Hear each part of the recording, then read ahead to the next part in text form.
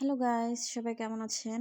তো এই তো আজকে চলে আসলাম মেয়েদের আবদারে। মেয়েদের আমি অনেক দিন থেকে অসুস্থ থাকায় অনেক দিন ওদেরকে বিরিয়ানি রান্না করে দেইনি। তো আজকে আমার মেয়েরা অনেক আবদার করলো বিরিয়ানি খাবে।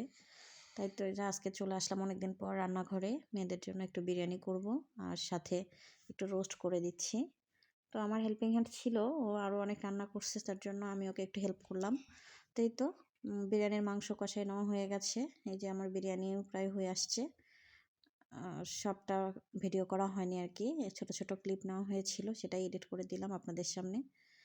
আর এই তো আমার রোস্ট, আমি হচ্ছে বাসায় সাধারণত বাচ্চাদেরকে রোস্ট করে দিলে মুরগিটাকে মানে 4 পিস করি না, একটু ছোট ছোট পিস করি, তাহলে হয় কি ওরা একটু মানে দু পিস করে খেতে পারে আর কি। বাসায় আমি ওদেরকে যখন রোস্ট করে দিই তখন এইভাবেই করি, ছোট ছোট পিস করে। আর মেহমান আসলে তখন বড় করে করা হয়। তো এই তো আজকের রান্না বিরিয়ানি আর রোস্ট কেমন হয়েছে অবশ্যই জানাবেন। তো এই তো আমার রোস্ট রান্না প্রায় শেষ।